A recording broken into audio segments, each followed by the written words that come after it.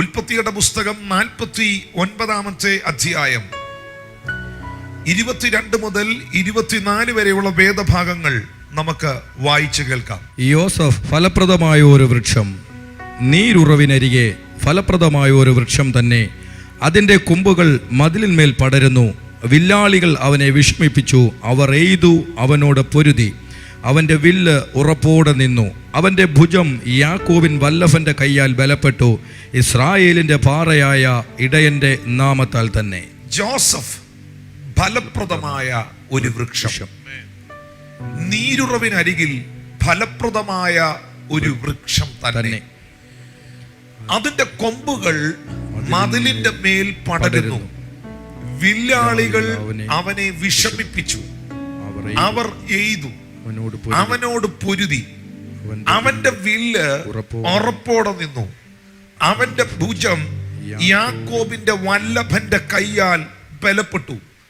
ഇസ്രായേലിന്റെ പാറയായ ഇടയന്റെ നാമത്താൽ തന്നെ. നമ്മളിപ്പോൾ വായിച്ച ഈ വേദഭാഗം വളരെ സുപരിചിതമാണ് എങ്കിലും ഈ പറയപ്പെട്ടിരിക്കുന്ന വേദഭാഗത്തിനകത്ത് മറഞ്ഞിരിക്കുന്ന ഒരു ആത്മീക മർമ്മമുണ്ട്. എനിക്കൊരു കാര്യം ഉറപ്പാണ്, കേവലം വേദപുസ്തകത്തിനകത്തു നിന്ന് ഒരു വാക്യമെടുത്ത് ഉദ്ധരിച്ച് അത് പ്രസംഗിച്ച് അതിൻ്റെ പോയിന്റുകൾ എടുത്തു പറഞ്ഞ് പ്രസ്താവിച്ചു പോകുന്ന ഒരു സെഷനായിട്ട് ഈ മീറ്റിംഗ് ഇന്ന് പോകില്ല. പ്രസ്തുത എടുത്തു പറയുന്ന ഓരോ വചനങ്ങളും പുറപ്പെടുന്ന ഓരോ വാക്കുകളും നിങ്ങളോടുള്ള വ്യക്തിപരമായ പ്രവചനങ്ങളായി മാറുമെന്നുള്ളതിന് ഇന്ന് പകലിൽ സംശയമില്ല. യാക്കോബ് എന്ന് പറയുന്ന മനുഷ്യൻ അബ്രഹാമിന്റെ കൊച്ചുമകനായ യാക്കോബ്. അബ്രഹാം ഇസഹാക്കിനെ ജനിപ്പിച്ചു. ഇസഹാക്കിന്റെ പുത്രനായിരുന്നു യാക്കോബ്. യാക്കോബ് എന്ന മനുഷ്യന് 12 മക്കൾ വിശുദ്ധ ബൈബിളിൽ കാണുന്നു. 12 മക്കളെ കുറിച്ച് തിരുവെഴുത്തിൽ ദർശിക്കുന്നു. യാക്കോബിനുണ്ടായിരുന്ന 12 മക്കളാണ് പിന്നത്തേതിൽ 12 ഗോത്രങ്ങളായി മാറിയത്. ആ 12 മക്കളിൽ ഒരുവനായിരുന്നു ജോസഫ്. യാക്കോബ് തന്റെ വാർദ്ധക്യകാലത്ത്, തന്റെ നിര്യാണകാലം എടുത്തപ്പോൾ തന്റെ മക്കളെ അനുഗ്രഹിക്കുന്ന, ബ്ലസ് ചെയ്യുന്ന ഒരു പശ്ചാത്തലമാണ്, ചരിത്രമാണ് ഉൽപ്പത്തിയുടെ പുസ്തകം 49-ാമത്തെ അധ്യായം. പിതാവായ യാക്കോബ് തന്റെ 12 പുത്രന്മാരെ അനുഗ്രഹിച്ചത് 12 പ്രവചനത്തിന്റെ പദങ്ങൾ ഉപയോഗിച്ചാണ്. 12 നിലകളിലാണ്. അതിനായി യാക്കോബ് ഉപയോഗിച്ചത് ഈ ഭൂമിയിൽ കാണുന്ന മൃഗങ്ങളെയും ജീവജാലങ്ങളെയും ഫലങ്ങളെയും ഉപയോഗിച്ചാണ്. യഹൂദായെ കടിച്ചു കീറുന്ന ഒരു സിംഹത്തോടുകൂടെ ഉപമിച്ചുകൊണ്ടാണ് യാക്കോബ് പ്രവചിക്കുന്നത്. ആ നിലകളിൽ എടുത്തു പറയാൻ നേരമില്ലാത്തത് കൊണ്ട് ആ ഒരു നിരയിൽ ജോസഫിനെ യാക്കോബ് ആത്മാവിൽ കണ്ടത് ഫലപ്രദമായ, വളരെ ഫലമുള്ള ഒരു വൃക്ഷത്തോടുകൂടെയാണ്. ഫ്രൂട്ട്ഫുള്ളായ ഒരു കൊമ്പിനോടുകൂടെയാണ്. ഇനി ഇവിടെ ഇരിക്കുന്ന ദൈവജനം തിരിച്ചറിയേണ്ട സത്യം, യാക്കോബ് പിതാവ് എന്തിനു വേണ്ടിയാണ്, എന്തുകൊണ്ടാണ് 12 പുത്രന്മാരെയും വിളിച്ച് ബ്ലസ് ചെയ്തത്, അനുഗ്രഹിച്ചത്? മനസ്സിലാക്കേണ്ട കാര്യം, ഒരു പിതാവിന്റെ വായിൽ നിന്ന് പുറപ്പെടുന്ന പദത്തിന് പിതാക്കന്മാരുടെ വാക്കുകൾക്കും അനുഗ്രഹങ്ങൾക്കും ശക്തിയുണ്ട്. ഒരപ്പന്റെ അനുഗ്രഹം എന്ന് പറയുന്നത് അത് നിലനിൽക്കുന്ന ഒരു അനുഗ്രഹമാണ്. അബ്രഹാമിനോട് ദൈവം പറഞ്ഞ പദം ഇതാണ്: നീ എഴുന്നേറ്റ് തലപൊക്കി നോക്കുക, നീ കാണുന്ന ഭൂമിയൊക്കെയും നിനക്കും നിന്റെ സന്തതിക്കും ഞാൻ ശാശ്വതമായി തരും. തിരിച്ചറിയുക, ആ അനുഗ്രഹം സ്വീകരിച്ചത് അബ്രഹാമാണ്. എന്നാൽ അബ്രഹാമിന്റെ മേലുള്ള അനുഗ്രഹം അബ്രഹാമിന്റെ തലമുറകളുടെ മുകളിലേക്ക് ഇമ്പാർട്ട് ചെയ്യപ്പെട്ടപ്പോൾ ആ അനുഗ്രഹത്തിന് ഒരു പ്രത്യേകത ഉണ്ടായിരുന്നു. ആ അനുഗ്രഹം ശാശ്വതമായിരുന്നു. നമുക്ക് വേണ്ടത് നിലനിൽക്കുന്ന ഒരു അനുഗ്രഹമാണ്. നമുക്ക് വേണ്ടത് നിലനിൽക്കുന്ന ഒരു വിടുതലാണ്. അങ്ങനെയാണെങ്കിൽ ഒരു ദൈവികമായ അനുഗ്രഹത്തിന്റെ അകത്ത് നിൽക്കാൻ ആഗ്രഹിക്കുന്നവർ ഈ മീറ്റിംഗിൽ വന്നിട്ടുണ്ടെങ്കിൽ പിതാക്കന്മാരുടെ അനുഗ്രഹം എന്ന് പറയുന്നത് ഏറ്റവും പ്രധാനപ്പെട്ടതാണ്. നിങ്ങളെ ജനിപ്പിച്ച പിതാവിന്റെ അനുഗ്രഹം നിങ്ങൾക്കൊരു അനുഗ്രഹമാണ്. സ്വർഗസ്ഥനായ പിതാവിന്റെ അനുഗ്രഹം നിങ്ങൾക്കൊരു ശാശ്വത അനുഗ്രഹമാണ്. നിങ്ങളെ ആത്മീകമായി നടത്തുന്ന, നിങ്ങളെ ദൈവകൃപയിൽ നയിക്കുന്ന നിങ്ങളുടെ ആത്മീക പിതാവിന്റെ, നിങ്ങളെ ക്രിസ്തീയ ജീവിതത്തിൽ നയിക്കുന്ന, ദൈവം തിരഞ്ഞെടുത്തു നിങ്ങളുടെ മീതെ വെച്ചിരിക്കുന്ന ആ ദൈവപുരുഷന്റെ അനുഗ്രഹം, ആ പിതാവിന്റെ അനുഗ്രഹവും നിങ്ങൾക്ക് ഒരു അനുഗ്രഹമാണ്. പിതാക്കന്മാരുടെ അനുഗ്രഹത്തെ വിശ്വസിക്കുന്നവർക്കായി ഞാൻ ദൈവത്തെ സ്തുതിക്കുന്നു. പിതാക്കന്മാർ വരുത്തിവെച്ച ശാപങ്ങളുടെ പിന്തുടർച്ചയുടെ ഭാഗമായി തീരാതെ പിതാക്കന്മാരിൽ നിന്ന് വെളിപ്പെട്ട അനുഗ്രഹത്തിന്റെ ഒരു പിന്തുടർച്ചയായി തീരുവാൻ ദൈവം നിനക്ക് കൃപ ചെയ്യട്ടെ എന്ന് ഇന്ന് പകൽ ഞാൻ പ്രസ്താവിക്കുകയാണ്. അപ്പന്മാരുടെ ശാപങ്ങൾ വാങ്ങി ആ ശാപത്തിന്റെ വംശാവലിയിൽ നിൽക്കാതെ പിതാക്കന്മാരുടെ അനുഗ്രഹങ്ങൾ വാങ്ങി ആ അനുഗ്രഹത്തിന്റെ വംശാവലിയിൽ നിൽക്കുവാൻ ദൈവമായ കർത്താവ് സഹായിക്കട്ടെ. കരങ്ങളെ ഉയർത്തി ദൈവത്തിന് സ്തോത്രം ചെയ്യാം. അപ്പനായ യാക്കോബ് ജോസഫിനെ അനുഗ്രഹിച്ച പദം ഇതാണ്: യോസഫ് ഫലപ്രദമായ ഒരു വൃക്ഷം, നീരുറവിനരികെ ഫലപ്രദമായ ഒരു വൃക്ഷം തന്നെ. അതിന്റെ കൊമ്പുകൾ മതിലിന്റെ മേളിൽ പടരുന്നു. ശ്രദ്ധിക്കാം, വളരെ ഡിഫറന്റ് ആയിട്ടുള്ള, വ്യത്യസ്തമായിട്ടുള്ള ഒരു കാര്യമാണ് ജോസഫിനെ കുറിച്ച് പിതാവായ യാക്കോബ് പറയുന്നത്. ജോസഫേ, നീ ഒരു ഫലപ്രദമായ വൃക്ഷമാണ്. നീ എന്തുകൊണ്ട് ഫലപ്രദമായ വൃക്ഷമായി? കാരണം നീ നീരുറവിനരികിൽ നിൽക്കുന്ന ഫലമുള്ള ഒരു വൃക്ഷമാണ്. എന്താണ് നിന്റെ കൊമ്പുകളുടെ പ്രത്യേകത? നിന്റെ കൊമ്പുകൾ മതിലിന്റെ മുകളിലൂടെ പടരുന്നു. പക്ഷെ നിന്റെ ജീവിതത്തിൽ നീ എന്താണ് അനുഭവിച്ചത്? വില്ലാളികൾ നിന്നെ വിഷമിപ്പിച്ചു. പലരും നിനക്ക് ചെയ്തു, പലരും നിന്നോട് പൊരുതി. പക്ഷേ വിഷമഘട്ടത്തിലും എയ്യുന്ന ഘട്ടത്തിലും പലരും പല മേഖലകളിൽ നിന്ന് പൊരുതുന്ന കാലഘട്ടത്തിലും നിന്റെ വില്ല് ഉറപ്പോടെ നിന്നു.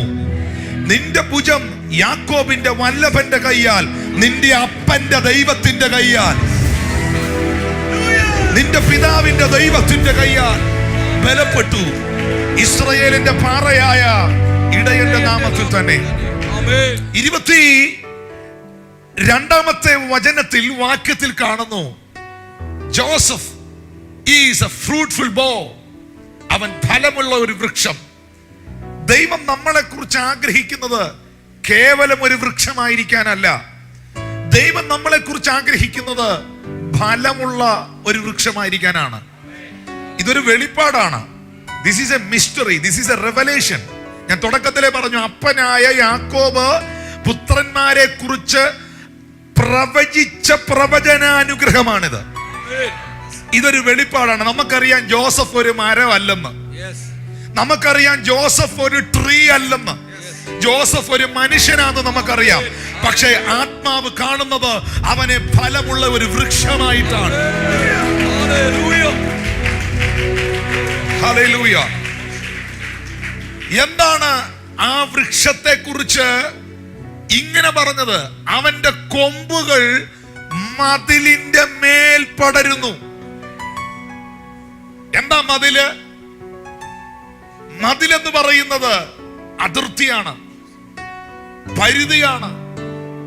ബൗണ്ടറി എന്ന് പറയുന്നത് പരിമിതിയാണ്. അതിനപ്പുറത്തേക്ക് ഇനി ഇല്ല എന്നുള്ളതാണ്. അതാണ് മതിൽ. നിങ്ങളുടെ വസ്തുവിൽ നിങ്ങൾ മതിൽ കെട്ടുന്നത് അതിനപ്പുറത്തേക്ക് ഇനി നിങ്ങൾക്ക് വസ്തു ഇല്ലാത്തത് കൊണ്ടാണ്. അതിനപ്പുറത്ത് ഇനി ഒന്നില്ല. അതിനപ്പുറത്തേക്ക് ഇനി പോകില്ല, അതുക്ക് മേലെ ഇനി പോകാൻ കഴിയില്ല. അവിടം കൊണ്ട് അത് തീരുകയാണ്. എന്നാൽ ജോസഫിന്റെ പ്രത്യേകത എന്നായിരുന്നു? അവന് ചുറ്റും സഹോദരന്മാർ കെട്ടിയ മതിലുണ്ടായിരുന്നു. ജോസഫ് കണ്ട ദർശനത്തിന്റെ ആഴം തിരിച്ചറിഞ്ഞ സഹോദരങ്ങൾ, ജോസഫ് കണ്ട ദർശനത്തിന്റെ ആഴം മനസ്സിലാക്കി അസൂയ പൂണ്ട അവന്റെ സഹോദരങ്ങൾ, അവന് കെട്ടിയ മതിലുകൾ പലതായിരുന്നു. ജോസഫിനെ തീർത്തു കളയാൻ, അവനൊരു പരിമിതി വെക്കാൻ അപ്പന്റെ ആടുകളെ മേയ്ക്കാൻ പോയ സന്ദർഭത്തിൽ പൊട്ടക്കിണറ്റിലേക്ക് അവനെ തള്ളിയിട്ടു. ജോസഫിന്റെ വസ്ത്രം സഹോദരന്മാർ അഴിച്ചെടുത്തു. ആടിനെ കൊന്ന് അതിന്റെ രക്തം അതിനകത്ത് പുരട്ടി.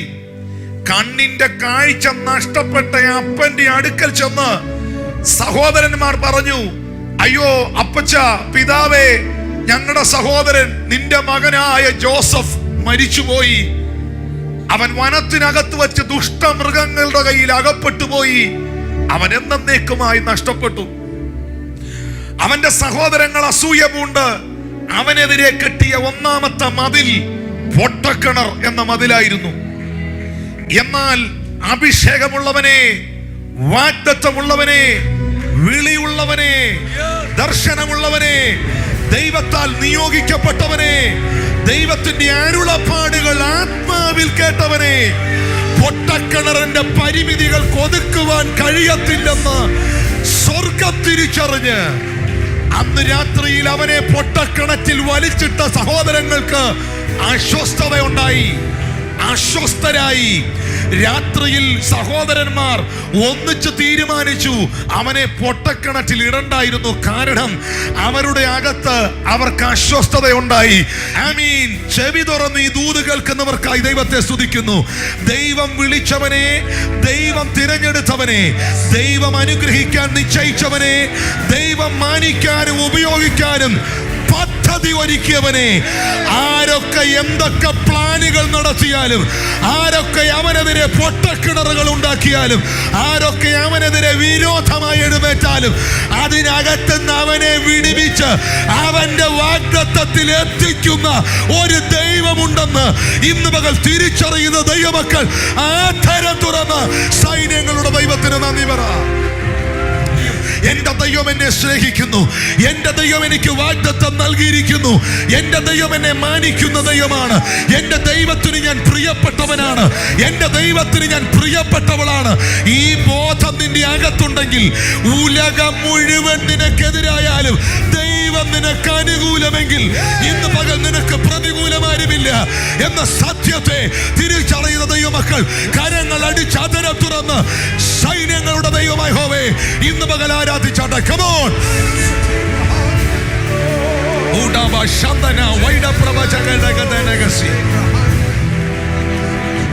നിനക്ക് വിരോധമായി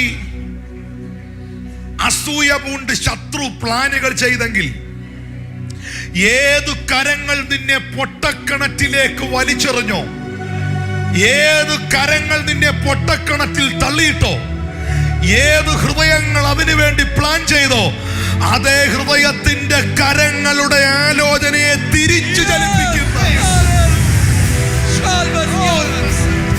ഒരു ദൈവകരം ഇന്ന് പകൽ ഇതിൽ വെളിപ്പെടുക.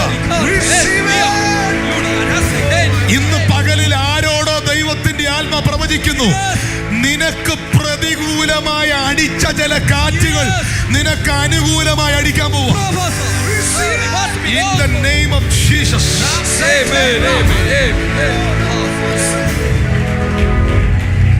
ഫലപ്രദമാകേണ്ട വൃക്ഷത്തെ, ഫലം പുറപ്പെടുവിക്കേണ്ട വൃക്ഷത്തെ പൊട്ടക്കിണറുകളുടെ പരിമിതികൾ ഒതുക്കാൻ സാധ്യമല്ല. സഹോദരന്മാർക്ക് അസ്വസ്ഥതയായി. പിറ്റേ ദിവസം അവർ അങ്ങനെ ഡിസൈഡ് ചെയ്തു. എങ്ങനെ ഡിസൈഡ് ചെയ്തെന്നറിയാവോ? നാളെ രാവിലെ ആ സ്ഥലത്ത് വീണ്ടും ചെല്ലുക. ഏത് കരം പൊട്ടക്കിണറ്റിൽ തള്ളിയിട്ടോ അതേ കരം താഴോട്ട് കൊടുത്ത് കയറിട്ട് അവനെ തിരിച്ചെടുക്കുക.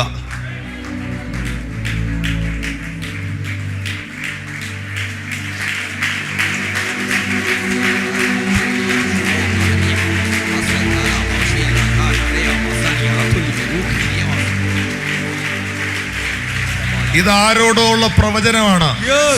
വീണ്ടും ഞാൻ ആ ദൈവശബ്ദം കേൾക്കുന്നു. നിനക്ക് വിരോധമായി നിന്നവർ നിനക്ക് അനുകൂലമാകുന്ന സാഹചര്യങ്ങൾ വരാൻ പോകും.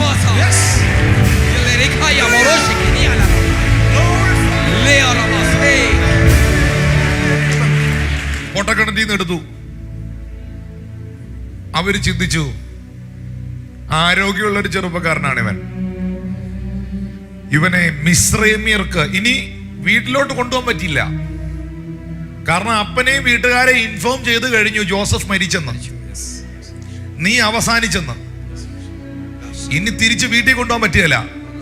ഇനിയുള്ള ഏക ഐഡിയ അടുത്ത രാജ്യക്കാർക്ക്, ഈജിപ്തുകാർക്ക് ഇവനെ വിൽക്കാം. നിങ്ങൾക്കറിയാമോ, ഇസ്രായേലിൽ നിന്ന് ഈജിപ്തിലേക്ക് കഴുതപ്പുറത്ത് യാത്ര ചെയ്യണമെങ്കിൽ എടുക്കുന്നത് 3 മാസമാണ്. കുതിരവണ്ടിയിൽ കൊണ്ടുപോകണമെങ്കിൽ എടുക്കുന്നത് 1 മാസമാണ്. വളരെ ദൂരം യാത്ര ചെയ്ത അടുത്ത രാജ്യമായ, അയൽ രാജ്യമായ ഈജിപ്തിലേക്ക് അവനെ കൊണ്ടുപോകാം. ആ പട്ടണത്തിലുള്ള, ആ രാജ്യത്തിലുള്ള ആൾക്കാർക്ക് ജോസഫിനെ അടിമയായി വിൽക്കാൻ അവർ തീരുമാനിച്ചു. അങ്ങനെ ജോസഫിനെ മിസ്രൈമ്യർക്ക് വിറ്റു. ഇതൊക്കെ ദൈവത്തിന്റെ പദ്ധതിയാണ്. ഇതൊക്കെ തമ്പുരാന്റെ പ്ലാനിങ്. സ്തോത്രം, ഹല്ലേലൂയ. ദൈവത്തിന്റെ പ്ലാനിലാണെന്നേ നാം. വിശുദ്ധനായിരുന്ന, പ്രാർത്ഥിക്കുന്നവനായിരുന്ന ജോസഫ് സത്യത്തിൽ ഒരു പ്രവാചകനാകേണ്ടവനായിരുന്നു. ഒന്നുകൂടെ പറയാം, ന്യായപ്രമാണം പോലും കിട്ടിയിട്ടില്ലാത്ത കാലഘട്ടത്തിൽ വിശുദ്ധിക്ക് വേണ്ടി വില കൊടുത്തു നിന്ന, ദൈവമുഖം അന്വേഷിച്ച ജോസഫ് എന്റെ കണക്ക് കൂട്ടലിൽ ഒരു ശക്തനായ പ്രവാചകനാകേണ്ടതായിരുന്നു. പക്ഷെ ആയില്ല. അവൻ ഈജിപ്തിലെ പ്രധാനമന്ത്രിയായി. മിസ്രൈമ്യ ഭവനത്തിനകത്ത് വളർന്ന മോശ നിയമപ്രകാരം അടുത്ത ഫറവോനാകേണ്ടതായിരുന്നു, മന്ത്രിയാകേണ്ടവനായിരുന്നു. പക്ഷെ മന്ത്രിയായില്ല, പ്രവാചകനായി. ഇന്ന് പകൽ ഞാൻ നിൽക്കുന്നത് എന്റെ പദ്ധതിയിലല്ല, ഞാൻ നിൽക്കുന്നത് ദൈവത്തിന്റെ പദ്ധതിയിലാണ്.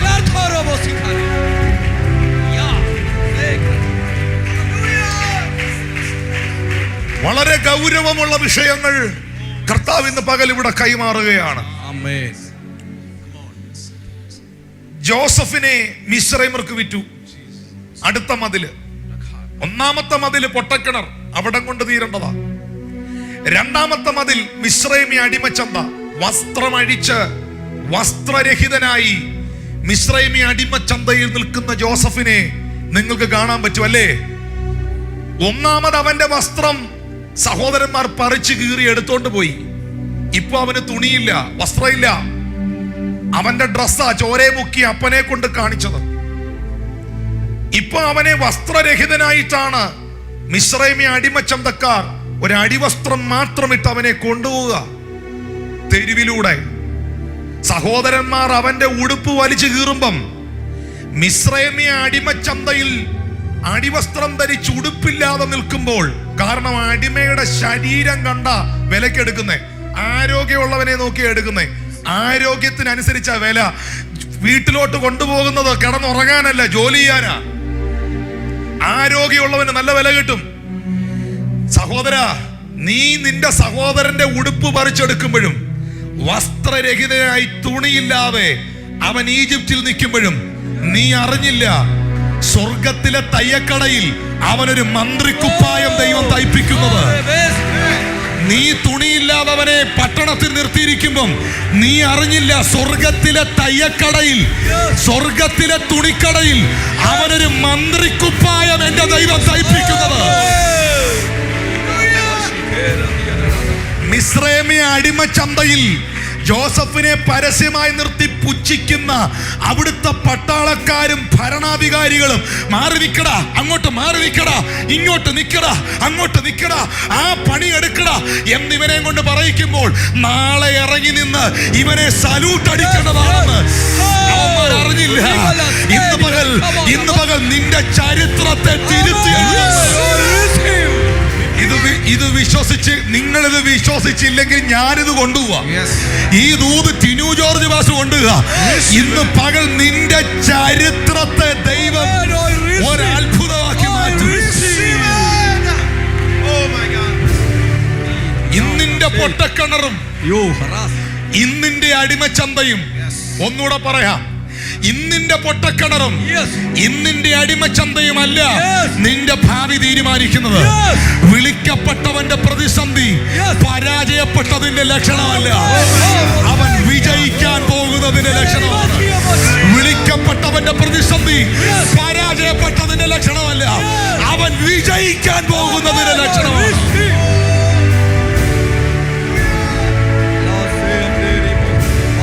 പൊട്ടക്കിണർ അടുത്ത മതിലായിരുന്നു. മിസ്രൈമിലെ അടിമച്ചന്ത അടുത്ത മതിലായിരുന്നു. ഇതെല്ലാം കഴിഞ്ഞ് മിസ്രൈമ്യ പട്ടണത്തിൽ ചെന്നപ്പോ ഭരണാധികാരിയുടെ ഭാര്യയ്ക്ക് അവനോട് പ്രിയം തോന്നി. അവൾ പറഞ്ഞ വഴിയിലേക്ക് അവൻ വരാത്തതിനാലും അവൾ ആഗ്രഹിച്ച കാര്യം അവൾക്ക് വേണ്ടി അവൻ നിർവഹിക്കാത്തതിനാലും അവനെ ക്രിമിനലുകളുടെ കൂട്ടത്തിലെണ്ണി. ദേശത്തിലെ പ്രഥമ പൗരന്റെ ഭാര്യ, പ്രഥമ വനിത, അവനെതിരെ ഒരു കേസ് കൊടുത്തു. ഒരു രാജ്യത്തിന്റെ ഭരണാധികാരിയുടെ ഭാര്യ, പ്രഥമ വനിത ജോസഫിനെതിരെ കേസ് കൊടുത്തു. നീ എഴുതിയ കേസിനും നീ അഭിഷിക്തനെതിരെ, വിളിക്കപ്പെട്ടവനെതിരെ ഉണ്ടാക്കിയ കരാറുകൾക്കും എത്ര ശക്തി ഉണ്ടെങ്കിലും അതിനേക്കാൾ ശക്തനാ അവനെ വിളിച്ചേക്കുന്നത്. ഇന്ന് പകൽക്കാലം എന്റെ ജാമ്യക്കാരനും എന്റെ വക്കീലും എന്റെ അഡ്വക്കേറ്റും എന്റെ ജഡ്ജിയും എന്റെ മന്ത്രിയും എന്റെ പോലീസുകാരനും എല്ലാം സ്വർഗത്തിലെ ദൈവമാണെന്ന് ഉറപ്പുള്ള ദൈവമക്കൾ കരങ്ങളെ ഉയർത്തി ദൈവത്തിന് നന്ദി പറ. പൊത്തിഫറിന്റെ ഭാര്യ കൊടുത്ത കേസ് കൊണ്ട് ജോസഫിനെ സെല്ലിനകത്ത് അടച്ചു, ജയിലിൽ അടച്ചു. ഇതാ ജയിലിന്റെ പരിമിതികൾ എന്ന മതിൽക്കെട്ടുകൾക്കകത്ത് ജോസഫ് കിടക്കുന്നു. അതാ അപ്പം പറഞ്ഞേ, നിനക്ക് പല മതിലുണ്ടായിരുന്നു. സഹോദരങ്ങൾ കെട്ടിയ മതില്, ദേശം കെട്ടിയ മതില്, ഭരണാധികാരികൾ കെട്ടിയ മതില്, രാഷ്ട്രം കെട്ടിയ മതില്, പല മതിലുകൾ അവന്റെ മേലുണ്ടായിരുന്നു. പക്ഷേ ദൂത് കണ്ടോ നിങ്ങൾ? വാക്യം ശ്രദ്ധിച്ചോ?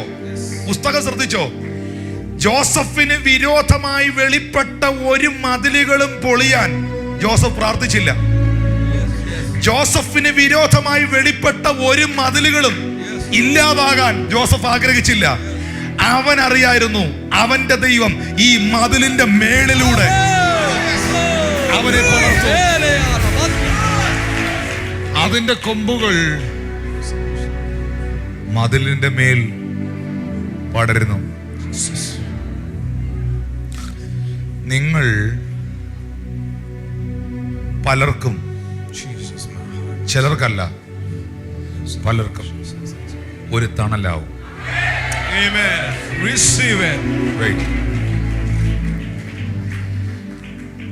ഇന്ന് നീ ശിഖരങ്ങളില്ലാത്ത ഒരൊറ്റത്തടി പോലെ നിൽക്കുക. പക്ഷേ നീ ആകുന്ന ചില്ലയിൽ പക്ഷികൾ വരും.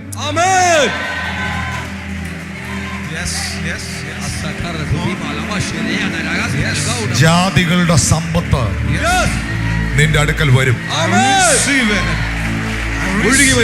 മിദ്യാനിലെ ചിറ്റൊട്ടകങ്ങൾ നിനക്ക് നന്മ കൊണ്ടുവരും.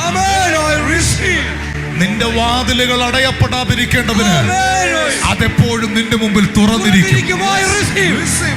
ഇനി പകൽ വെളിച്ചം നിനക്ക് സൂര്യനല്ല, നിലാ വെളിച്ചം നിനക്ക് ചന്ദ്രനല്ല. യഹോവ നിനക്ക് നിത്യപ്രകാശമായിരിക്കും. നിന്റെ ദുഃഖകാലം തീർന്നു പോകും. ഇനി ശ്രദ്ധിക്കുക പ്രിയപ്പെട്ടവരെ, അടുത്ത വാക്യത്തിൽ നമ്മൾ കാണുന്നതേ യാക്കോബ് എന്ന പിതാവ് ആത്മാവിൽ കണ്ട് പറയുകയാണ്. 23 മുതലുള്ള വാക്യം, വില്ലാളികൾ അവനെ വിഷമിപ്പിച്ചു. ഒന്ന് ഓർത്തേ, ആരൊക്കെയാണ് ഈ ചെറുപ്പക്കാരനെ വിഷമിപ്പിച്ചത്? ഒരൊറ്റ ഗർഭപാത്രത്തിൽ നിന്ന് വന്ന സഹോദരന്മാര്.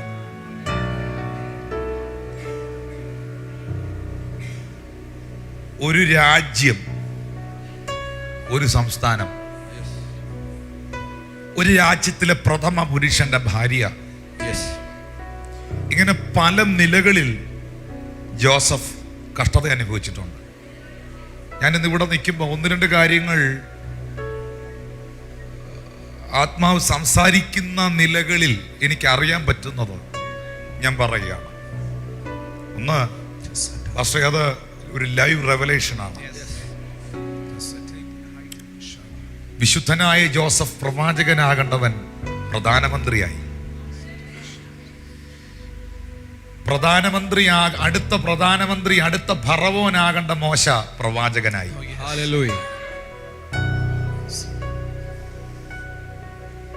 എന്നതുപോലെ വില്ലാളികൾ അവനെ വിഷമിപ്പിച്ചതും എയ്തതും പൊരുതിയതും ഒക്കെ എന്നാക്കിയെന്നറിയോ? പറയാം. നിങ്ങൾക്കറിയോ, ഈ ഈജിപ്തിലെ കൊട്ടാരത്തിൽ ജോസഫ് പ്രധാനമന്ത്രിയായി ഭരിച്ച മിസ്രൈമിൽ, ഈജിപ്തിൽ,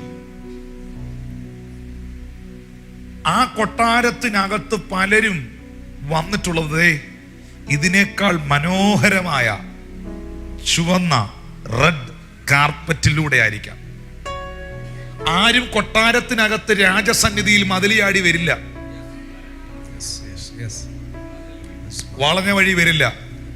കൊട്ടാരത്തിൽ ഫറവോയുടെ അടുക്കൽ രാജസന്നിധിയിൽ വരണമെങ്കിൽ രാജവീഥിയിലൂടെ നടന്നു വരണം. പക്ഷേ ജോസഫ് മിസ്രൈമിലെ കൊട്ടാരത്തിനകത്തെത്തിയത് രാജവീതിയിലൂടെ, റെഡ് ചുവന്ന കാർപ്പറ്റിലൂടെ അല്ല. ജോസഫ് എത്തിയത് പൊട്ടക്കിണറ്റിലൂടെയാ, അടിമച്ചന്തയിലൂടെയാ. പൊത്തീഫറിന്റെ ഭാര്യ കൊടുത്ത കേസിന്റെ പുറത്ത് മിസ്രൈമിൽ ജയിലിനകത്ത് കിടന്ന് ദർശനങ്ങളെ വിവേചിക്കുവാനും വ്യാഖ്യാനിക്കുവാനും കാര്യപ്രാപ്തി ഉണ്ടെന്ന് കാരാഗ്രഹവാസിയായിരുന്നവരും കാരാഗ്രഹം നയിച്ച കാരാഗ്രഹ പ്രമാണിയും ഫറവോന് കൊടുത്ത റിപ്പോർട്ടിന്റെ പുറത്താണ് ജോസഫ് രാജസന്നിധിയിൽ വന്ന് നിൽക്കുന്നത്. നിങ്ങൾക്കറിയാമോ, ജോസഫ് രാജസന്നിധിയിൽ വന്നത് രാജവീതിയിലൂടെ അല്ല, പൊട്ടക്കിണറ്റിലൂടെ, അടിമച്ചന്തയിലൂടെ, നിന്ദയിലൂടെ, പരിഹാസത്തിലൂടെ, കഷ്ടതയിലൂടെ, ജയിലിലൂടെ.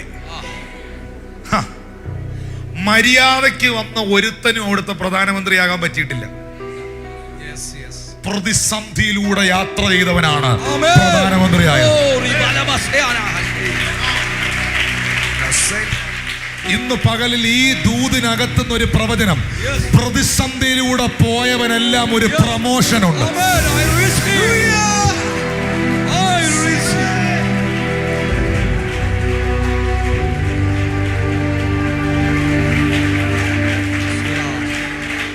സോദരം, അവനോട് എഴുതു പോയിരുന്നു. പക്ഷേ ബൈബിൾ പറയുന്നു അവന്റെ വില്ല് ഉറപ്പോടെ നിന്നു. അവന്റെ ഭുജം യാക്കോബിന്റെ നോക്കിയേ, ജോസഫിന്റെ വില്ല്. നിങ്ങൾക്കറിയാം, അമ്പും വില്ലും. ജോസഫിനെ ദൈവത്തിന്റെ ആത്മാവ് കാണുന്നത് അമ്പായിട്ടല്ല, വില്ലായിട്ടാണ്. ആമേൻ.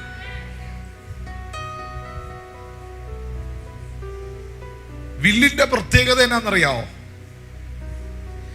വില്ല് എത്രത്തോളം വളയുമോ വലിയുമോ,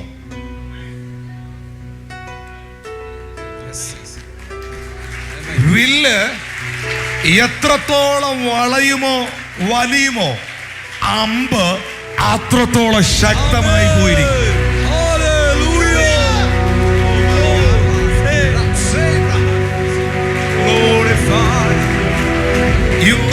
പകലിൽ ആത്മാവ് ഇതിനകത്ത് ചിലരെ കണ്ടിരിക്കുന്നത് ചിലതിനെയൊക്കെ എയ്തു വിടാനുള്ള വില്ലായിട്ടാണ്. വീണ്ടും പറയുന്നു, നീ ആകുന്ന വില്ലിനകത്ത് നിന്ന് നിന്റെ വിടുതലാകുന്ന അമ്പ് പുറപ്പെടാൻ പോകുകയാണ്.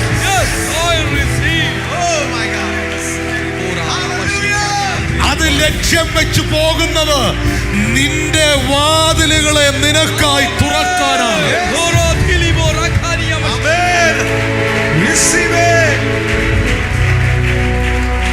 ഏറ്റവും കൂടുതൽ വളഞ്ഞ വില്ലാണ് ജോസഫ്.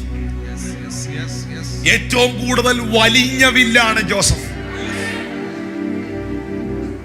ഇതൊക്കെ മനസ്സിലാകണമെങ്കിൽ കടന്നു പോകണം ആ സാഹചര്യത്തിൽ. 10,000 രൂപയുടെ കടഭാരക്കാരനൊന്നും ഇത് മനസ്സിലാകുകയില്ല. വിരലിന്റെ അറ്റത്തൊരു ചെറിയ വേദനയുണ്ടെന്നും പറഞ്ഞിരിക്കുന്നവരൊന്നും ഇത് മനസ്സിലാകുകയില്ല. പാസ്റ്റർ, എന്റെ ചെവിക്ക് ഒരു ചെറിയ കേൾവിക്കുറവെന്നും പറഞ്ഞിരിക്കുന്നവരൊന്നും ഇത് മനസ്സിലാകുകയില്ല. പാസ്റ്റർ, എന്റെ പിള്ളേർക്ക് ജോലി കിട്ടുന്ന അവർക്കൊന്നും ഇത് പിടികിട്ടുകയില്ല. ഇത്ര ആഴമുള്ള പ്രതിസന്ധിയിലൂടെ പോയവനായി മനുഷ്യൻ.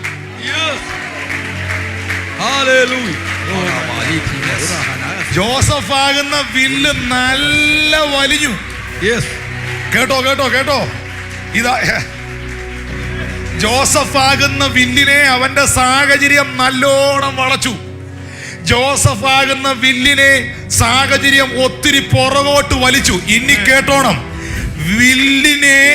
വില്ലിന്റെ ഞാണിനെ എത്ര ശക്തമായി സാഹചര്യം പുറകോട്ട് വലിക്കുന്നു, സാഹചര്യമേ നീ തിരിച്ചറിഞ്ഞോ, അത്ര ശക്തമായി അമ്പ് പുറപ്പെട്ടിരിക്കും.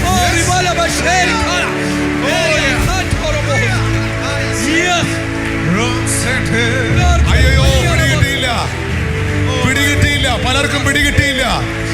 നീ ആകുന്ന വില്ലിന്റെ ഞാണിനെ സാഹചര്യങ്ങൾ എത്ര പുറകോട്ട് വലിക്കുന്നു, എത്ര നിന്നെ ടെമ്പറാക്കുന്നു. നീ അങ്ങ് പുറകോട്ട് പോവല്ല, ചിലത് മുമ്പോട്ട് വരാൻ പോവാന്നുള്ളതിന്റെ ലക്ഷണം.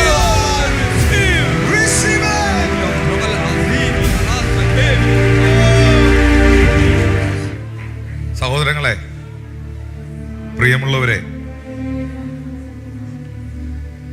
സാഹചര്യങ്ങൾ നിങ്ങളെ എത്രയധികം വിഷമിപ്പിക്കുന്നു,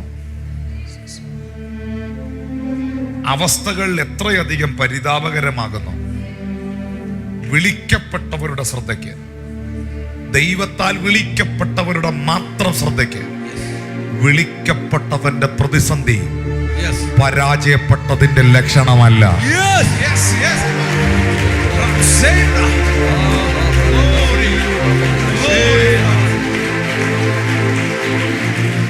എവിടെയൊക്കെയോ നീ പരാജയപ്പെട്ടെടുത്ത് വിജയിക്കാൻ പോകുന്നതിന്റെ ലക്ഷണമാണ്.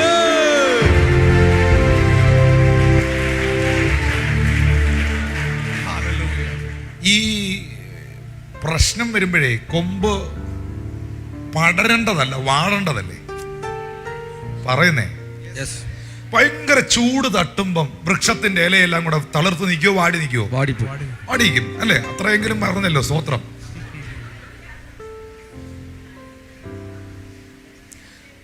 വാടേണ്ട സാഹചര്യമല്ലേ പുള്ളിക്ക് വന്നേ, അല്ലേ? പക്ഷെ പുള്ളി പടരുമായിരുന്നല്ലോ.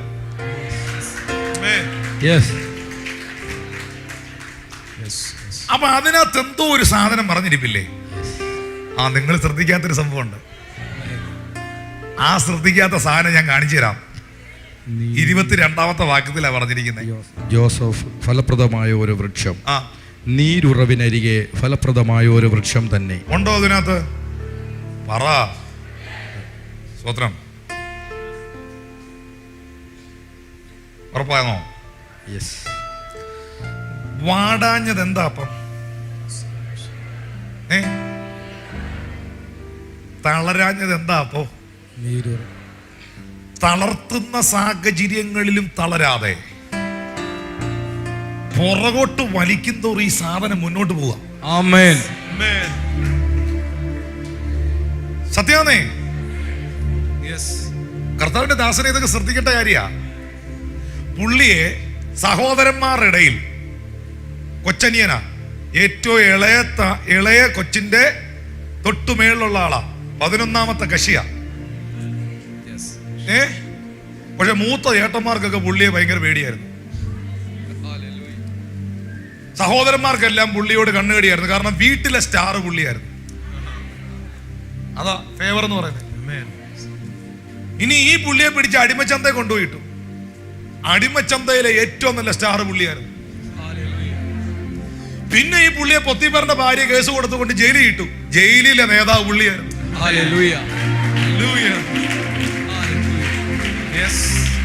നീരുറവിനരികിൽ നിൽക്കുന്ന വൃക്ഷം അല്ലേ? എന്താ നീരുറവ് എന്നറിയാവോ? വിശുദ്ധ ബൈബിളിൽ നീരുറവ് എന്ന് പറയുന്ന വിഷയത്തിൽ 2 കാര്യങ്ങളാണ് രേഖപ്പെടുത്തിയിരിക്കുന്നത്. ഒന്ന്, യോഹന്നാൻ 7:37, ദാഹിക്കുന്നവൻ എന്റെ അടുക്കൽ വന്നു കുടിക്കട്ടെ, എന്നിൽ വിശ്വസിക്കുന്നവന്റെ ഉള്ളിൽ നിന്ന് തിരുവെഴുത്ത് പറയുന്നത് പോലെ ജീവജലത്തിന്റെ നദികൾ ഒഴുകും. ഇത് തന്നിൽ വിശ്വസിക്കുന്നവർക്ക് ലഭിക്കാനുള്ള ആത്മാവിനെ കുറിച്ചത്രേ അവൻ പറഞ്ഞത്. നീരുറവ് എന്ന് പറയുന്നത് ഒന്ന്, ബൈബിൾ വ്യക്തമാക്കുന്നത് പരിശുദ്ധ ആത്മാവിനെ കുറിച്ച്. 2, നീരുറവ് രണ്ടാമതായി യോഹന്നാന്റെ സുവിശേഷം 4-ാം അധ്യായം 10-ാം വാക്യം, നീ ദൈവത്തിന്റെ ദാനവും നിന്നോട് കുടിക്കുവാൻ ചോദിക്കുന്നവൻ ആരെന്നും അറിഞ്ഞുവെങ്കിൽ നീ അവനോട് ചോദിക്കുകയും അവൻ ജീവനുള്ള വെള്ളം നിനക്ക് തരികയും ചെയ്യുമായിരുന്നു എന്ന് ഉത്തരം പറഞ്ഞു. ആ ജീവനുള്ള വെള്ളം എന്ന് പറയുന്നത് വചനമാണ്. ആമേൻ. വചനം ഭക്ഷിച്ചവർക്ക്, പാനം ചെയ്തവർക്ക് പിന്നെ ദാഹമില്ല. നീരുറവിനരികെ നിന്ന വൃക്ഷം എന്ന് പറയുമ്പോൾ 2 ആത്മീക മർമ്മങ്ങളാണ് അതിലുള്ളത്. ഒന്ന് പരിശുദ്ധാത്മാവ്, 2 വചനം. അപ്പോ ജോസഫ് ആകുന്ന വൃക്ഷത്തിന്റെ കൊമ്പ് മതിലിന്റെ മുകളിലൂടെ പടരുമ്പോഴും ജോസഫ് ആകുന്ന വൃക്ഷത്തിന്റെ വേര് പരിശുദ്ധാത്മാവിലും ദൈവത്തിന്റെ വചനത്തിലുമായിരുന്നു. ഇന്ന് പകലിൽ നിങ്ങളുടെ കൊമ്പ് എവിടാന്നുള്ളതല്ല വിഷയം, നിങ്ങളുടെ വേര് എവിടാന്നുള്ളതാണ് വിഷയം.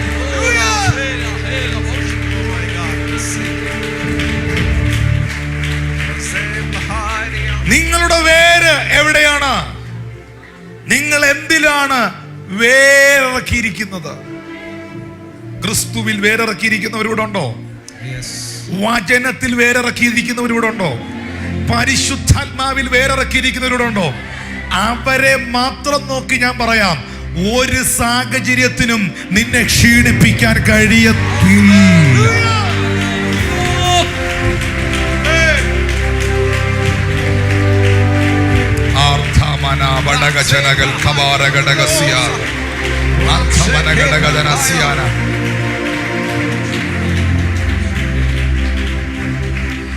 അതല്ലേ തിരുവെഴുത്ത് പറയുന്ന, കണ്ണുനീർ താഴ്വരയിൽ കൂടി ഞാൻ കടക്കുമ്പോൾ അവൻ എനിക്ക് അതിനെ ജലാശയമാക്കി തീർക്കുന്നു. അടുത്ത ദൂത് വരിക. കണ്ണുനീർ താഴ്വരയിൽ കൂടി കടക്കുമ്പോൾ അവൻ അതിനെ ജലാശയമാകുന്നു. കണ്ണുനീർ താഴ്വര കിടക്കാനുള്ള സ്ഥലമല്ല, കടക്കാനുള്ള സ്ഥലമാണ്.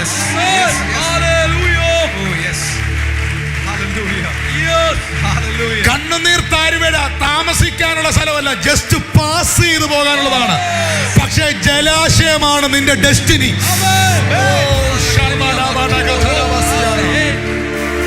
Lord, I receive it in Jesus' name. In the name of Jesus Christ. കണ്ണുനീർ താഴ്വരയിൽ കൂടി കടക്കുമ്പോൾ അവൻ അതിനെ ജലാശയമാകും. ഇന്ന് കണ്ണുനീർ താഴ്വരയിലൂടെ കരച്ചിലിന്റെ, വിഷമത്തിന്റെ അവസ്ഥയിലൂടെ പോകുന്നവർ ഇതിനകത്തുണ്ടെങ്കിൽ അതൊരു പെർമനന്റ് പ്രോസസ് അല്ല.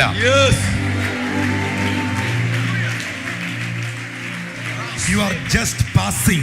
Yes. Hallelujah.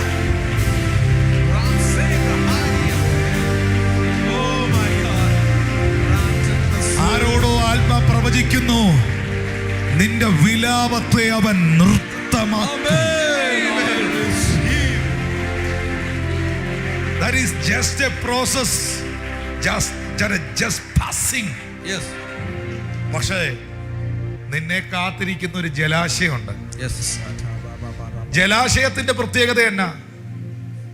ജലാശയത്തിന്റെ പ്രത്യേകത, നല്ലൊരു ജലാശയം, ഒരു തടാകം ഉണ്ടെങ്കിൽ അവിടെ പോയി ഇരിക്കാൻ തന്നെ ഒരു മനസ്സുക. നല്ലൊരു ജലാശയം ഉണ്ടെങ്കിൽ, ഒരു തടാകം ഉണ്ടെങ്കിൽ അതിന്റെ ചുറ്റും വൃക്ഷങ്ങൾ ഉണ്ടാകും. അതിന്റെ ചുറ്റും വൃക്ഷങ്ങൾ ഉണ്ടെങ്കിൽ അവിടെ വന്നിറങ്ങുന്ന പക്ഷികൾ ഉണ്ടാകും. നല്ലൊരു ജലതടാകവും അതിന്റെ ചുറ്റും വൃക്ഷങ്ങളും പക്ഷികളും ഉണ്ടെങ്കിൽ അത് കാണാൻ തന്നെ പലരും അവിടെ ഉണ്ടാകും. ഇന്ന് പകലിൽ കണ്ണുനീർ താഴ്വരയിലൂടെ കടന്നു പോയവൻ ഒരു അട്രാക്ഷനായി മാറാൻ പോവാ.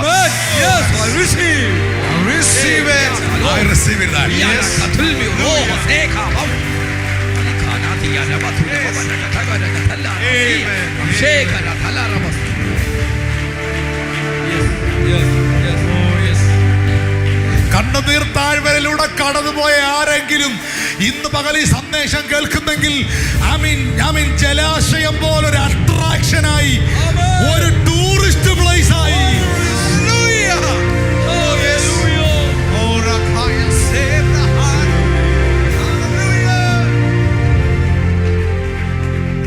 കരഞ്ഞവരിവിടെ ഉണ്ടോ? കരഞ്ഞവരിവിടെ ഉണ്ടോ? നിലവിളിച്ചവരിവിടെ ഉണ്ടോ? പരിഹാസം കേട്ടവരിവിടെ ഉണ്ടോ?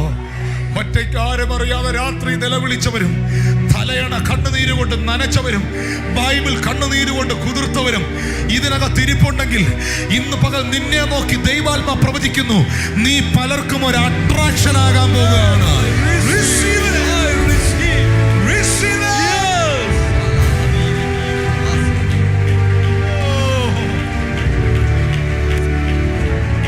കരഞ്ഞവരെല്ലാം എഴുതി വെച്ചോ, നീ റിലാക്സ് ചെയ്യാൻ പോവുകയാണ്.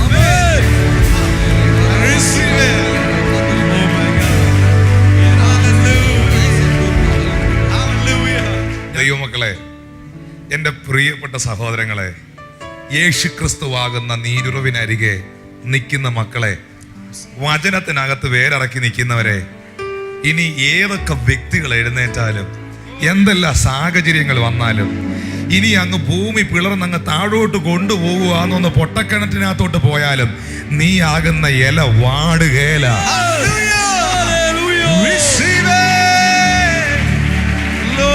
ഞാൻ ഇന്ന് ഈ മീറ്റിംഗിൽ വന്ന ചിലരോട് പറയുന്നു, നീ പടരാൻ പോവാ, പടരാൻ പോവാ, പടരാൻ പോവാ.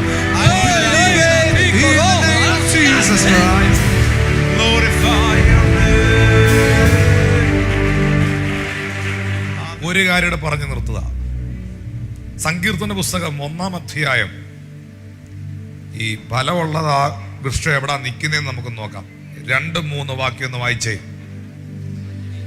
യഹോവയുടെ ന്യായപ്രമാണത്തിൽ സന്തോഷിച്ച് അവന്റെ ന്യായപ്രമാണത്തെ രാപ്പകൽ ധ്യാനിക്കുന്നവൻ അനുഗ്രഹിക്കപ്പെട്ടവൻ, ഭാഗ്യവാൻ, അനുഗ്രഹിക്കപ്പെട്ടവൻ. അവന്റെ പ്രത്യേകത തന്നെ, അവൻ ആറ്റരികത്ത് നട്ടിരിക്കുന്നത്. ഞാനതാ പറഞ്ഞ, ജോസഫ് ആകുന്ന വൃക്ഷം ദൈവവചനത്തിൽ നിന്ന വൃക്ഷമാണ്. അവൻ ആറ്റരികത്ത് നട്ടിരിക്കുന്നതും തക്കകാലത്ത് ഫലം കായ്ക്കുന്നതും ഇല വാടാത്തതുമായ വൃക്ഷം പോലെ ഇരിക്കും. അവൻ ചെയ്യുന്നതൊക്കെ സാധിക്കും. അവിടെ നിൽക്കണേ. ഈ വൃക്ഷത്തിന്റെ പ്രത്യേകത എന്നാ? ദൈവത്താൽ വിളിക്കപ്പെട്ട വൃക്ഷങ്ങളെല്ലാം ഒന്ന് കൈപൊക്കി. ഞാൻ തുടക്കത്തിലേ പറഞ്ഞു, ജോസഫ് ഒരു മരമല്ല. അതിനോടുകൂടെ കമ്പയർ ചെയ്താ, നിങ്ങളെ ഞാൻ കമ്പയർ ചെയ്യുക. ഈ വൃക്ഷത്തിന്റെ പ്രത്യേകത, ഇത് ആറ്റരികത്ത് തന്നെ കിളിച്ചതല്ല. പുസ്തകം നോക്ക്, വായിച്ചു നോക്ക്.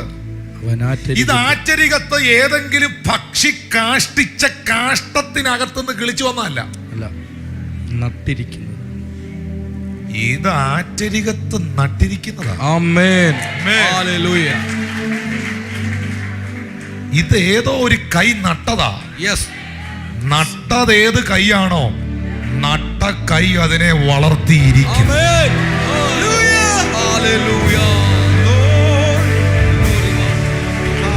അകത്തോട്ട് കേറട്ടെ ഇത്.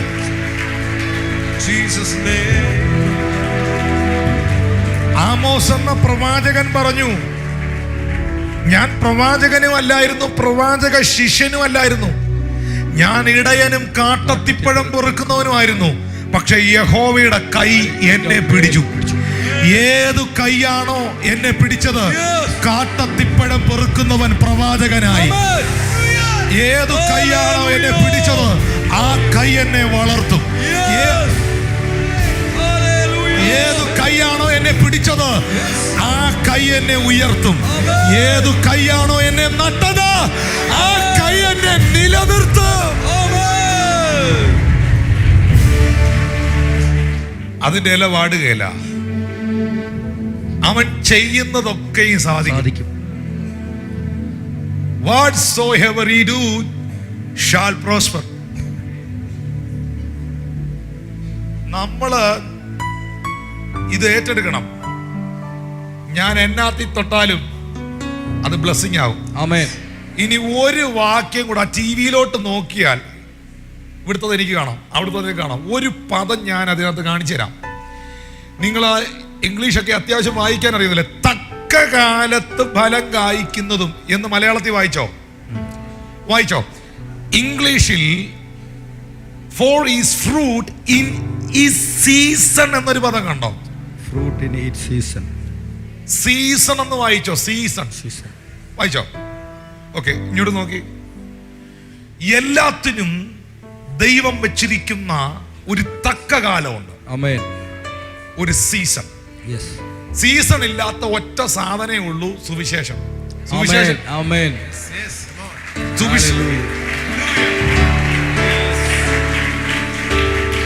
സുവിശേഷത്തിന് എന്തില്ല? സുവിശേഷത്തിന്. പക്ഷെ നമ്മളെ ആൾക്കാർ അതും സീസണാക്കി. നമ്മളെ ആൾക്കാർ പറയും ജനുവരി, ഫെബ്രുവരി, മാർച്ച്, ഏപ്രിലൊക്കെ കൺവെൻഷന്റെ സീസണാ എന്നാ പറയുന്നത്. പക്ഷെ സുവിശേഷത്തിന് എന്തില്ല? സീസൺ ഇല്ല. അത് മഴയത്ത് പ്രസംഗിച്ചാലും, അത് വെയിലത്ത് പ്രസംഗിച്ചാലും, അത് മഞ്ഞത്ത് പ്രസംഗിച്ചാലും, അതതിന്റെ പ്രവൃത്തി ചെയ്തിരിക്കും. സുവിശേഷത്തിന് സീസൺ ഇല്ല.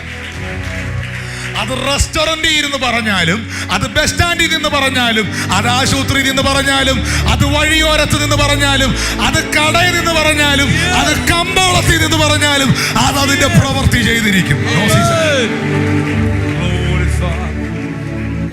ഈ ഭൂമിയിൽ കാണുന്ന ഫലം കൊടുക്കുന്ന വൃക്ഷങ്ങളുടെ സീസണുകൾ ഒരു വർഷത്തിൽ തന്നെ പരിമിതമായ ദിനങ്ങളാണ്, അല്ലേ? സ്തോത്രം. പക്ഷേ ആ സീസൺ കഴിയുമ്പം ആ വൃക്ഷത്തിന്റെ ഫലം നിന്നുപോകും.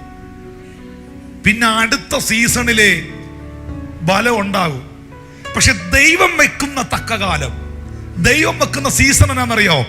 ആ സീസൺ അവന്റെ ലൈഫിൽ ഓപ്പൺ ആക്കിയാൽ പിന്നെ അത് മരണം വരെ തുടരും.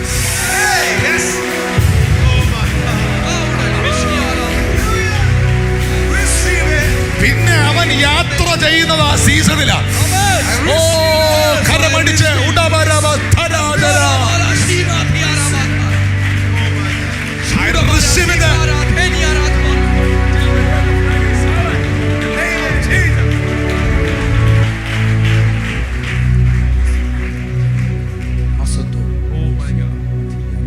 ജോസഫിന്റെ ചരിത്രം അതല്ലേ? അല്ലേ? കാണിക്കാം. ഇവർ മിണ്ടണില്ല. ഒരു വാക്കിയോടെ വായിപ്പിച്ചു വിട്ടേക്കാം. ഉൽപ്പത്തി 41, 48, 49. യെസ്, പെട്ടെന്ന് വായിച്ചു. മിസ്രയീം ദേശത്ത് സുഭിക്ഷതയുണ്ടായ 7 സംവത്സരത്തിലെ ധാന്യമൊക്കെയും അവൻ ശേഖരിച്ചു, പട്ടണങ്ങളിൽ സൂക്ഷിച്ചു. ഓരോ പട്ടണത്തിൽ ചുറ്റുവട്ടത്തുള്ള നിലത്തിലെ ധാന്യം സൂക്ഷിച്ചു. അങ്ങനെ യോസഫ് കടൽക്കരയിലെ മണൽ പോലെ എത്രയും വളരെ ധാന്യം ശേഖരിച്ചു വെച്ചു. അളക്കുവാൻ കഴിവില്ലായകയാൽ അളവ് നിർത്തിക്കളഞ്ഞു. ഈ മലയാളത്തിലെ അളക്കാൻ കഴിവില്ലായകയാൽ അളവ് നിർത്തിക്കളഞ്ഞു എന്ന് എഴുതിയിരിക്കുമ്പോൾ ഇംഗ്ലീഷ് ബൈബിളിൽ അതിന്റെ റൈറ്റ് ട്രാൻസ്ലേഷൻ ഞാൻ എന്താണെന്ന് പറയാ അങ്ങനെ എടുത്ത് പറയുന്നത് കുറച്ചുകൂടെ കൃത്യമായ ട്രാൻസ്ലേഷൻ ആണ് KJV. Until he left numbering, for it was without number. Without number എന്ന് പറഞ്ഞാൽ എന്നറിയോ? അങ്ങനെ ഒരു സംഖ്യ ഭൂമി മലയാളത്തിലില്ല. ഹല്ലേലൂയ. അളക്കാൻ പറ്റാത്തൊരു സാധനം, യെസ്, അളവെടുക്കാൻ പറ്റാത്ത ഒരു സംഭവം. യെസ്. അങ്ങനെ ഒരു സംഖ്യയില്ല, ഒരു നമ്പര് പറയാനില്ല. എന്തിന്റെ നമ്പര്? ജോസഫിന്റെ സീസണിൽ, ജോസഫിന്റെ ടൈം വന്നപ്പം ജോസഫിന് ദൈവം കൊടുത്ത അനുഗ്രഹങ്ങൾ, നന്മകൾ, ഐശ്വര്യം, blessings, that is without number. Yes. അതവന് അതവന് അളക്കാൻ പറ്റിയില്ല. ആമേൻ. അളവില്ലാതെ ആ സാധനം കയറി വന്നേ. യെസ്. ജോസഫിന്റെ പ്രശ്നങ്ങൾ നമ്പർ എടുക്കാം. 1 സഹോദരന്മാർ, 2 പൊട്ടക്കിണർ, 3 മിസ്രൈമ്യ അടിമച്ചന്ത, 4 പൊത്തീഫറിന്റെ ഭാര്യ, 5 ആ കാരാഗ്രഹം. 5 വിരളയിൽ എണ്ണാവുന്ന പ്രശ്നങ്ങളാണ് ജോസഫ് അനുഭവിച്ചത്. പക്ഷേ അവന്റെ സീസൺ വന്നപ്പോൾ, ദൈവം അവനെ ഉയർത്തുന്ന അനുഗ്രഹിക്കുന്ന കാലഘട്ടം വന്നപ്പോൾ, തമ്പുരാൻ കൊടുത്ത അനുഗ്രഹം 5 അല്ല 10 അല്ല, കാലിലെ വിരലല്ല, അവൻ അളക്കാൻ പറ്റിയില്ല, അവനെ എണ്ണാൻ പറ്റിയില്ല. ഇന്ന് പകലിൽ അപ്പൻ തന്നാൽ എണ്ണാം, അമ്മ തന്നാൽ എണ്ണാം, കുടുംബക്കാർ തന്നാൽ എണ്ണാം, കൂട്ടുകാർ തന്നാൽ എണ്ണാം. പക്ഷെ എന്റെ ദൈവത്തിന്റെ കരം നിനക്ക് വേണ്ടി വെളിപ്പെട്ടാൽ അതെണ്ണാൻ പറ്റുകയില്ല. I receive it. ഒരിക്കൽ ഒരു കുടുംബം ഒരു ഷോപ്പില് ഒരു കൊച്ചു മോളെ കൊണ്ട് തുണിയെടുക്കാൻ പോയി. ഒരു കൊച്ചു മോളെയും കൊണ്ട്. കൊച്ചിന് എത്ര വയസ്സുണ്ടെന്ന് അറിയാവോ? കൊച്ചിന് 4 വയസ്സുണ്ട്. ഈ 4 വയസ്സുള്ള മോള് ഈ തുണിക്കടയിലെല്ലാം ഇങ്ങനെ ഓടി കളിക്കുക. അപ്പനും അമ്മയും തുണി എടുത്തുകൊണ്ടിരിക്കുക. സ്വത്രം. ഈ ടെക്സ്റ്റൈൽ ഷോപ്പിൽ ചെന്നിട്ട് ഈ കൗണ്ടറിൽ, ക്യാഷ് കൗണ്ടറിൽ പൈസ കൊടുക്കുന്നിടത്ത് ആ ടേബിളിന്റെ മേളിൽ ഒരു ഭരണിക്കകത്ത് മിഠായി ഇട്ട് വെച്ചിട്ടുണ്ടായിരുന്നു. മിഠായി. അങ്ങനെ ഒരു സിസ്റ്റം ഉണ്ട് ഇപ്പം നമ്മുടെയൊക്കെ നാട്ടിൽ. 1 രൂപ ചില്ലറ തരാനില്ല, 50 പൈസ തിരിച്ച് എന്നാ കൊടുക്കും? മിഠായി കൊടുക്കും. അങ്ങനെ ഒരു ഭരണി ആ മേശപ്പുറത്ത് ഉണ്ടാകും. അപ്പൊ ഈ കൊച്ച് അവിടെ ചെന്നിട്ട് വിരൽ ചൂണ്ടി. അപ്പൊ ആ കടയിലെ ആ ക്യാഷിൽ നിന്ന മോള് ഈ ഭരണി എടുത്ത് ആ കൊച്ചിനെ നേരെ നീട്ടി. 3-4 വയസ്സുള്ള കൊച്ചു മോളല്ലേ, ഓള് ഭയങ്കര കണ്ണൊക്കെ ഇങ്ങനെ വീഴ്ചിങ്ങനെ ചാടി അതിനകത്ത് കൈയിട്ട് ഒറ്റ വാരല് 2 മിഠായിയെ കയറിയുള്ള കയ്യില്. 2 ഒറ്റ വാരലാ വാരി. ഇതും കൊണ്ട് ഓടി 2 കറക്കമൊക്കെ കറങ്ങി കഴിഞ്ഞപ്പോഴത്തേന് ഇതങ്ങ് തീർന്നു. പിന്നെയും അവള് വന്നു. പിന്നെയും വന്നിട്ട് പിന്നെയും ചൂണ്ടി അവര് പിന്നെ എടുത്തു കൊടുത്തു. അവള് പിന്നെയും ആകാംക്ഷയുടെ വാരി കൃത്യം 2 മിഠായി കൈ കയറി. കൃത്യം ആ 2 മിഠായിയുടെ കപ്പാസിറ്റി ആ കൈക്കുള്ളൂ.